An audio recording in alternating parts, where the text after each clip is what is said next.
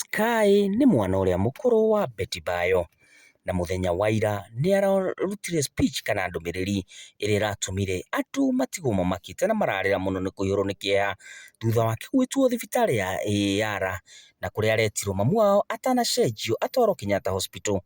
Mwana ũyũ aratuĩka atĩ nĩ ara-insistire mũno kana nĩaraugire mũno nĩ ekwenda kũingĩra ambulance ĩrĩa ĩrakuĩte mamu wao. Ĩndĩ aini arĩa angĩ ta Ashirũ Wanjiku nĩ marakararagia, ĩndĩ aragĩtuĩka no nginya aingĩre, na nĩ aragĩire na ihoya inene mũno aturĩtie maru akĩhoera mamu wao agĩkũmithia ngoma ya cancer, akiugaga cancer ĩrothira na ndĩkanine mamu wao. Ĩndĩ ũndũ ũcio ndũna happen. Ta reke tũigue Ashirũ Wanjiku agĩtarĩria ũrĩa kũrathire. Maji hapo nikateremka downstairs nikaamsha msichana wake wa kazi alikuwa amelala. Na watoto nikaangalia bedroom wako sawa. Sky amelala vizuri, Dania amelala vizuri. Nikateremka nikaamsha msichana, nikamwambia auntie usilale. Ukae hapa, saa hizo ni saa 8:10. Ukae hapa kwa kiti ndio mama akiitana kuamke mpatie maji. Nitakuja asubuhi 6. Mamangu alikuwa amelala kabisa, nikamwamsha na mimi nilikuwa na drive. Nikamwambia ingia kwa gari tuende. Nataka ufungue hiyo mlango pole pole, ingie kwa gari tuende home. Na tukatoka na msichana akafunga mlango na tukaelekea nyumbani. Nikaenda nikazima simu nikalala. So ni kama tu wakati nilala Betty alianza bleeding na ni kama alikuwa na bleed kwa kichwa ndani na alikuwa na bleeding kabisa. So wakati aliamka kwa kitanda ni kama alisikia oxygen imeisha.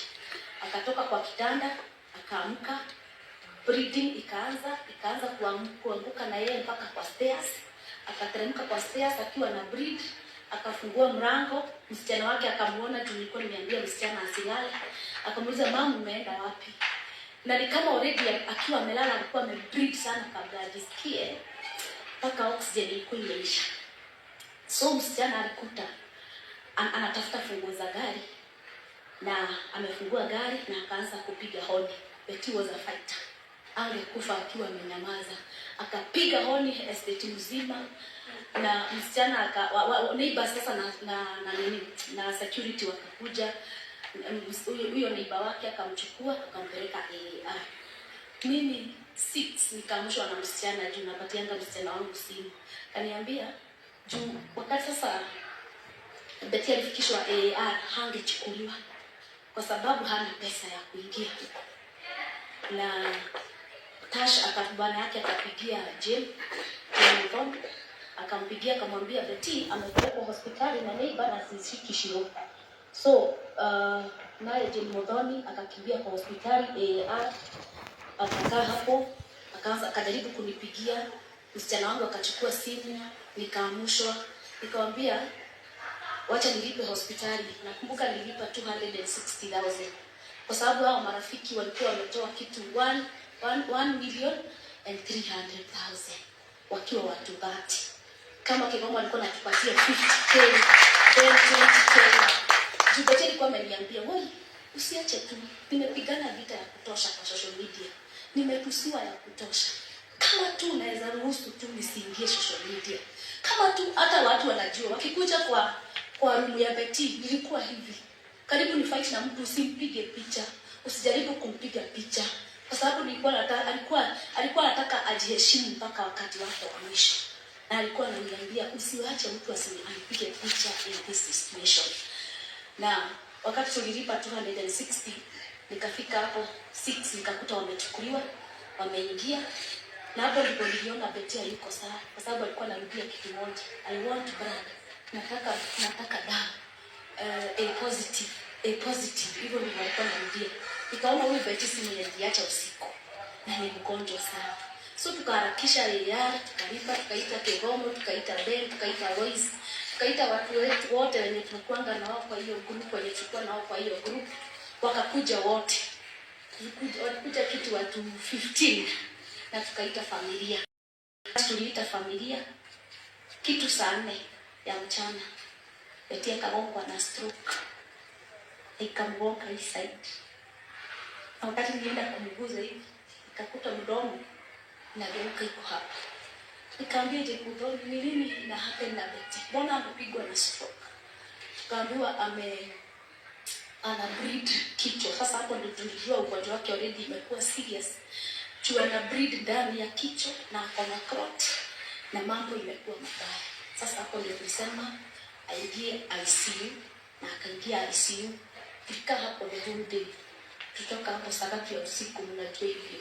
Tukamkaisha, tukaambiwa tuwezi ingia ICU, tukakaa hapo nje, tukalia hapo nje. Siku nyingine kuja asubuhi tukakuta bado Betty si mzuri. Na tukaambiwa hiyo sasa ilikuwa inaitwa acute myeloid leukemia.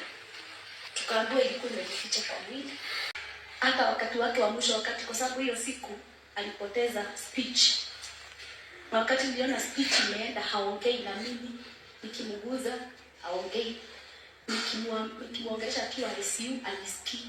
Nikaambia kina Bengedhai na kina Kigongo hapa na Lois. Nikamwambia tuite watoto wa Betty. Kwa sababu tunataka kumpiga transfer aende Kenyatta, tumeambiwa Kenyatta ndio wanaweza treat. Wakuje ndio sasa aende chemotherapy. Juu tulikuwa tulisema sasa aanze chemo.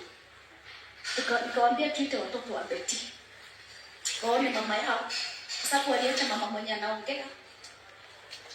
Na waliona damu kwa stairs. Na walikuwa wanauliza mama yetu yuko wapi? Where is my mother? Walikuwa wanafikiria mama yao alichinjwa ama something happened. Nikamwambia tuwaite watoto wakuje hapa waone mama yao tukimhamisha. Tukagoja hapo mpaka 6. Nakumbuka wakati huo tuliacha bili, tulikuwa tumeacha bili ikiwa 600. But kugojea masaa mawili tupate kitanda kwa Kenyatta, bili ikapanda to 800.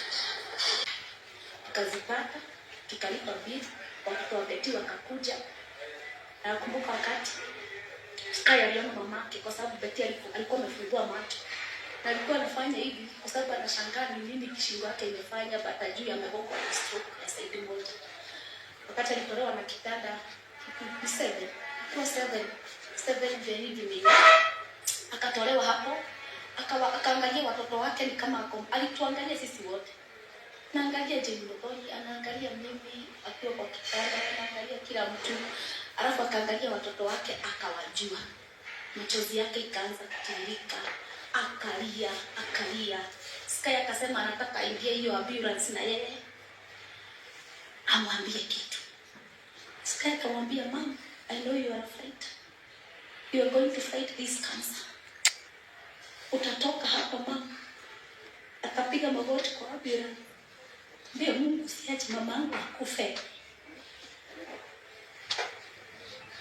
Kile wakati tulifika Kenyatta. Tulikaa tu siku 2.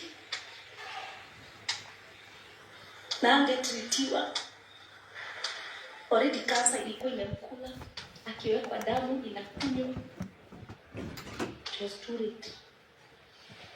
But vile naweza waambia kama anafikia Betty. Hatujaruhusu. Na ile kitu tunaweza fanya kusimama na kama vile Sir James, tunaweza simama na wambui wangu nikiwa nimeenda. Tusimame na watoto.